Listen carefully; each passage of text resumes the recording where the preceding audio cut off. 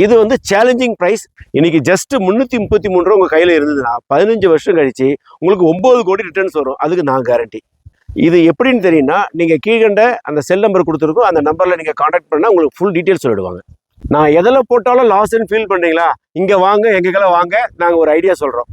4 ground இடம், மொத்தம் 22 send, அதாவது 1/4 ஏக்கர், 9600 ஸ்கொயர் ஃபீட்டு. ஒரு ஸ்கொயர் ஃபீட் 333 ரூபா மட்டும்தான்.